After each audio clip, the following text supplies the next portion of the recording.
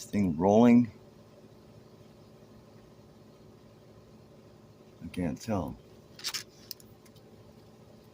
I'm half blind. Okay, it's moving.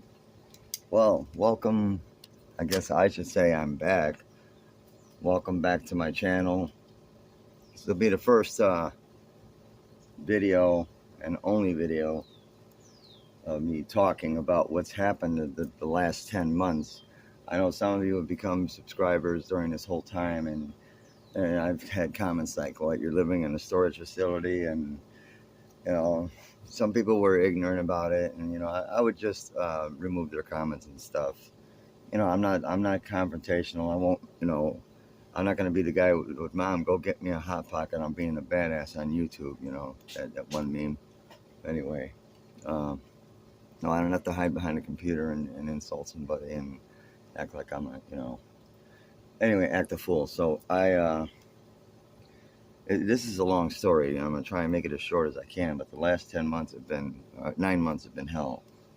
And some of you have noticed me playing in a storage facility and all that kind of stuff. And I'm not going to be embarrassed, because you know what? Life can throw a lot of curveballs at you. You could be standing on top of the world, and then the next day you're standing in the soup kitchen line, which I never even did that either, no matter how low I became.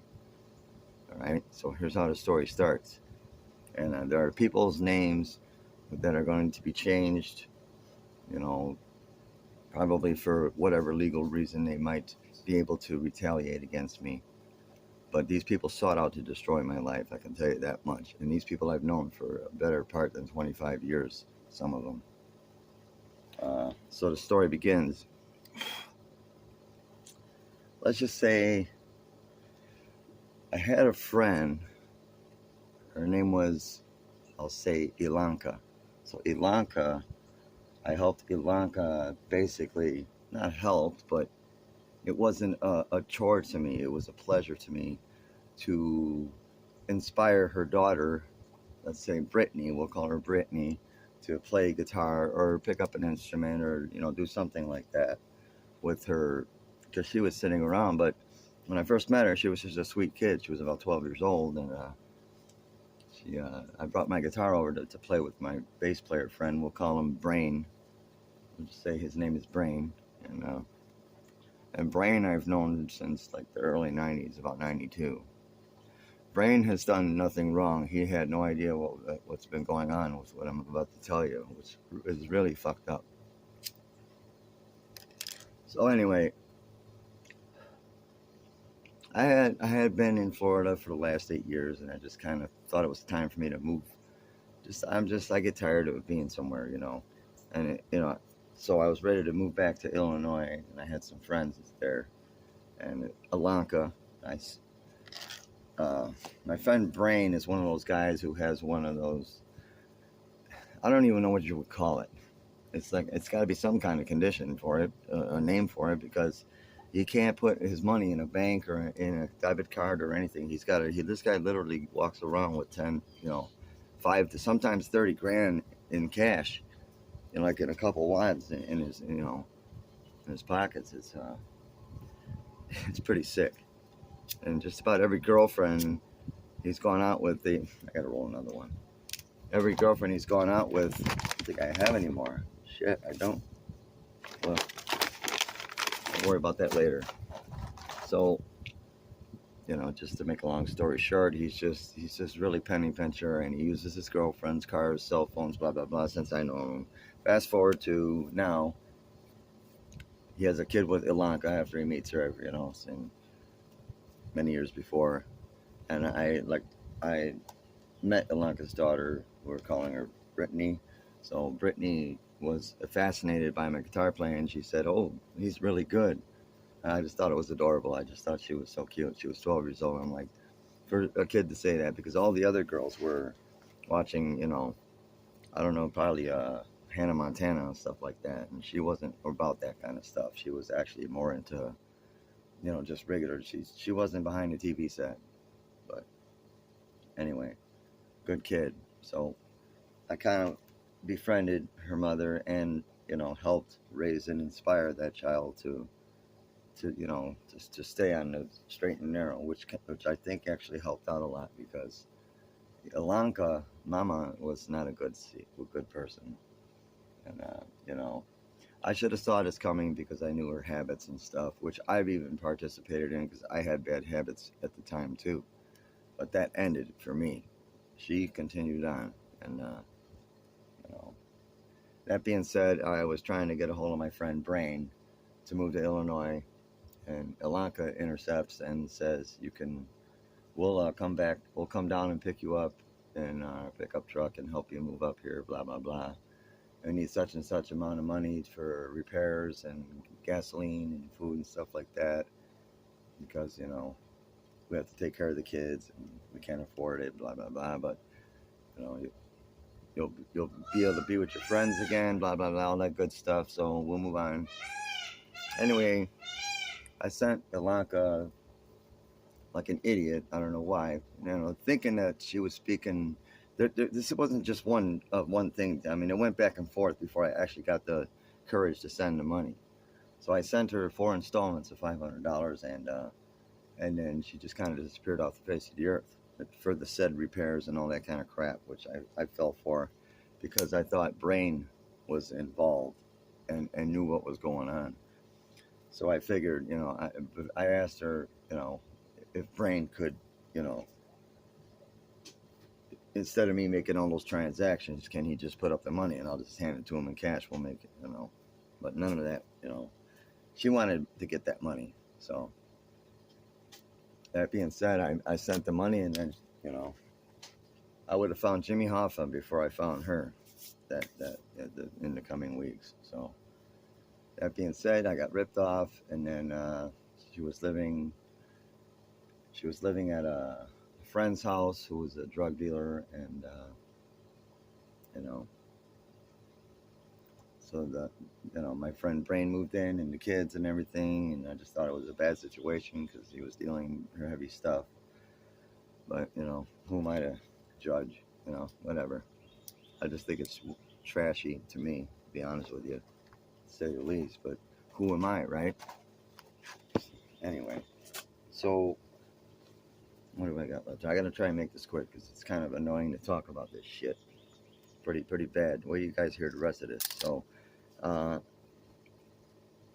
like I said, disappears. I finally go. I have to sell my EVH Frankenstein relic guitar from Fender that I just finished paying the $2,000 and change price on it, which was about whatever. And I had to sell it to the Guitar Center. I mean, I had to get rid of it quick because the clock was ticking and my money was disappeared, and I couldn't get a hold of anybody. And I'm like, I'm gonna find this woman. I'm gonna find this woman. I'm gonna find my money. It was like the Holy Grail in Excalibur. We'll find this bitch or die. You know what I'm saying? I was just like determined. So I hunted her down, found out where she was. No excuses. When I saw her, her face was like a deer in headlights. Couldn't believe I was there. Like I said, planes, trains, and automobiles I got there, but it costed me my guitar for an airplane ticket, storage unit for all my stuff to go in the storage unit. So she's living in that drug dealer's house, and then he gets out of prison because he was in prison at the time. So she was supposedly taking care of the house, which she ripped him off a bunch of items and stuff. I'm not going to go into details. That makes the story longer, but it's probably in excess of $30,000 worth of merchandise and toolboxes and stuff like that, and tools. So he comes back and discovers all this madness and bangs on my door and says, "Get the fuck out. This is my house." And I said, I gave Ilanka the $2,000 and told him the story. And he goes, "I don't give a shit. Get the fuck out of my house. This is my house, and that's your fucking problem." So I go to the local police department, and I'm gonna cut a little piece of the story out because there's another person who it was a friend. I went to his house, and he was dealing blow, and it's just like, I mean, what the fuck? It's like Mr. Hand on Fast Times. What is everybody on dope? You know what I mean? It's just the way it is today. It's like, man, put the fucking shit down, people. Anyway, so In a way, it's kind of humorous. It really is. See how people are when I finish the story, you're gonna be like, yeah, it's pretty bad out there. So continuing on, I get kicked out. I go to we'll skip, uh, we'll call him Renundo. Renundo's my visit to Renundo, who's also was taking advantage of me, which is a small stint, but it made me go to the local police department in his town and seek help there. This is around Thanksgiving, okay? This started in October, okay? So this has already been going on for some time. And I'm sorry, November. Yeah, it started in early November. That's when all this whole trip thing started. Okay, November 6th, I believe, was the day all this shit started. So, with the money and everything included, the transactions. So, moving on, we get to where am I at here? See, you can't make this shit up. I'm not looking at a cue card. I'm not making this shit up. So, oh yeah, local police department. They put me up for 4 days around Thanksgiving last year, 2023. I stayed there for 4 days. No, I wasn't incarcerated, but 4 days, and basically 4 nights. You know, I mean, 3 nights and 4 days is what it was. Because the last day they had to put me out before the sheriff came back from some kind of vacation or something. I'm not gonna say what police department it was, but they were. I have never seen a greater group of human beings. You know, they did this against the rules. They did it against everything, and it was the holidays, and they were compelled not to do it, but they did it anyway. They put me up, and I had like 4 guitars I was carrying around at the time. So,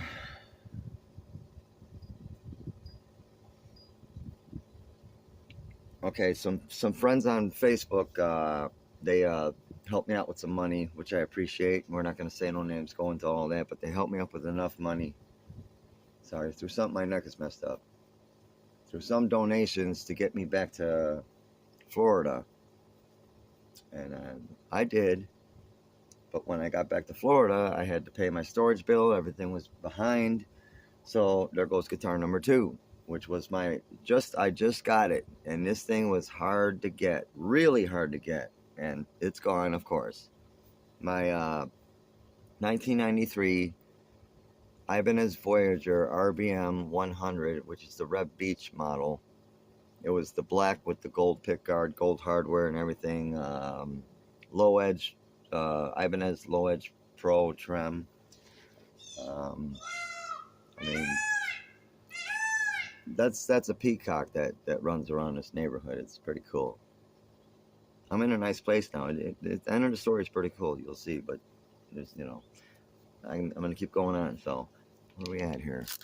I don't wanna. Not too bad. 13. Okay, so moving on. We got. I get back to Florida and I end up being homeless for about 4 months. Blah blah blah. Sleeping under concrete over, you know, like awnings. There's no such thing in that kind of shit in Florida. You know, I mean, it's not canvas and that kind of stuff. Everything's concrete and metal and steel and you know, if you don't want to get rained on, which it rains, you know, periodically every day, sometimes twice a day, sometimes once a day. But when it rains, it's always biblical proportions. I mean, there's so much freaking water going everywhere. You know, like Forrest Gump, we got water coming from underneath and shit like that. So anyway, so I did that for about 4 months, and then a friend of mine, we'll call him Lemmy, okay? So Lemmy, I reach out to Lemmy because I think he's about the only friend I got left in the world, and I hadn't talked to in ages, and we were musical buddies, and you know, we've been in bands together, and that's as far as I'm going to go with that. Known him since for, you know, late 90s, around the you know, I don't know. It's just almost the death of alternative, because that's when that stuff started going out. Newer music started coming out, you know. But great drummer though, great percussionist. It's kind of, I don't know. I can't say he's a horrible person, but you just don't leave one of your brothers hanging, you know, by a thread. and take advantage of them, which they did. Right, so I relocate to Iron Mountain, Michigan, and I posted the 600. I submitted the $650 requirements. I'm gonna take my son's glasses off because I can't see shit. Anyway, I paid the bastard his money, the rent. I'm gonna stop being nice because this is pissing me off. This whole story.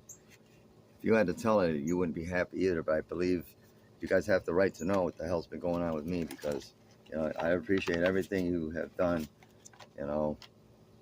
Being in, taking, just subscribing and watching my videos and shit.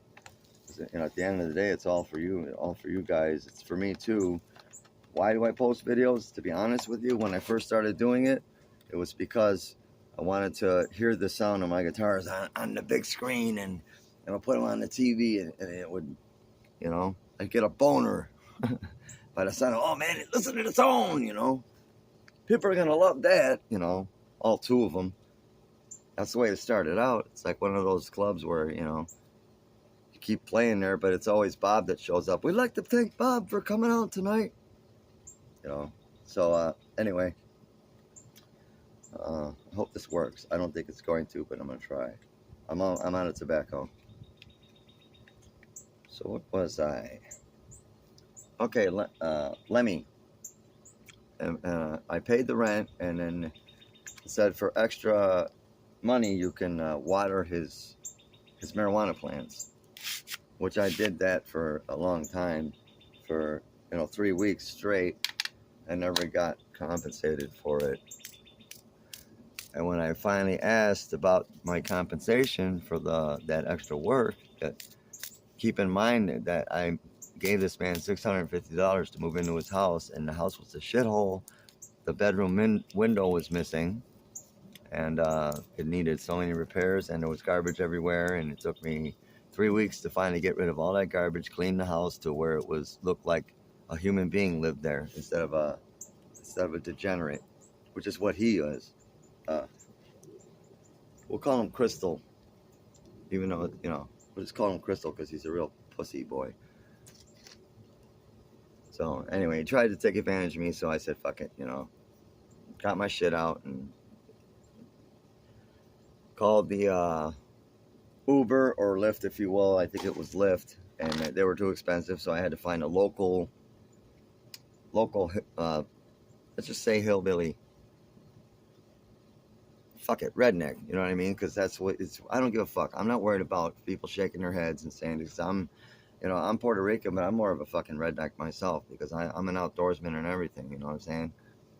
I like to live off the land and eat things that make a billy goat puke, like, and ramble, like they say, you know what I mean? So, anyway,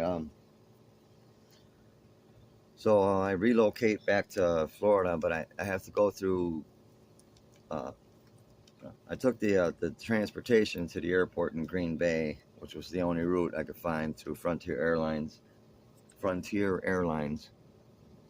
I actually shouldn't probably, it doesn't matter. They can't sue me.